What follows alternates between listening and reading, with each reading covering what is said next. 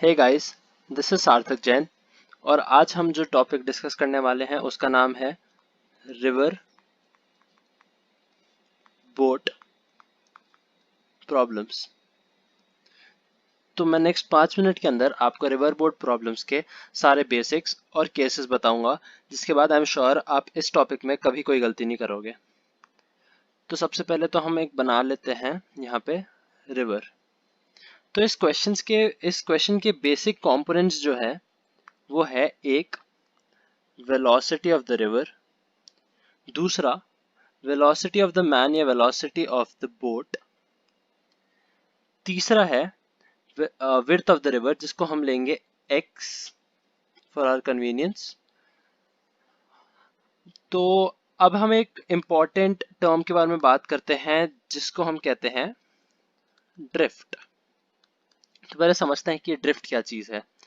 तो बेसिकली आप जब अपने ऑपोजिट पॉइंट को एम करके यहां से निकलो इस पाथ पे, और इस रिवर वेलोसिटी की वजह से आप पुश होके इन दी एंड पहुंच जाओ इस पॉइंट पे, तो ये जो एक्सपेक्टेड पॉइंट और एक्चुअल पॉइंट के बीच में डिविएशन है, इसे हम कहते हैं ड्रिफ्ट, डी। तो ये बात आपको समझ में आ गई होगी। अब जो ये क्वेश्चंस होते हैं ना, ये दो टाइप के होते हैं, मतलब दो केसेस बोल सकते हो।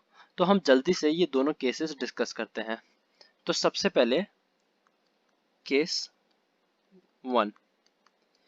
तो केस वन ये है कि आप निकले हो एकदम सीधे सीधे इस पॉइंट पे पहुंचने के लिए। तो इन दी एंड आपकी ड्रिफ्ट कितनी होगी? तो बेसिकली जो ड्रिफ्ट है हम उसे कैसे कैलकुलेट कर सकते हैं? Drift is nothing but distance, और ड्रिफ्ट होती है वेलोसिटी ऑफ द रिवर की वजह से। तो drift can be written as velocity of the river into time. ये टाइम क्या है? Time is basically time taken by the boat to cross the river. तो हम इसको लिख सकते हैं VR into time can be written as x width of the river divided by velocity of the boat VB। तो इससे हमें मिल जाएगी ड्रिफ्ट। अब हमें यहाँ पे टाइम ले रहे हैं x डिवाइडेड बाय VB, क्योंकि जो वेलोसिटी का पूरा कंपोनेंट है वो एक ही डायरेक्शन में है। अब हम देखते हैं इसका case two. Case two is हमें चाहिए ड्रिफ्ट इज इक्वल टू 0। अब ड्रिफ्ट हमें पता है होती है वेलोसिटी ऑफ द रिवर की वजह से।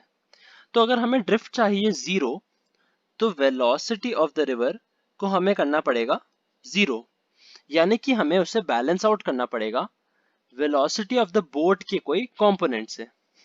तो हम जो बोट है उसे चलाएंगे कोई एंगल पे, ये एंगल को हम कहेंगे थीटा। तो इसका ये वाला कंपोनेंट हो गया VB cos थीटा, और ये वाला कंपोनेंट हो गया VB sin थीटा। तो जो component velocity of the river को बैलेंस आउट करेगा वो हो गया VB cos थीटा, जिससे वेलोसिटी ऑफ द रिवर और वेलोसिटी ऑफ बोट के कंपोनेंट कैंसिल आउट होके हमें दे 0। तो इससे हमारी ड्रिफ्ट 0 हो गई, केस सेटिस्फाइड।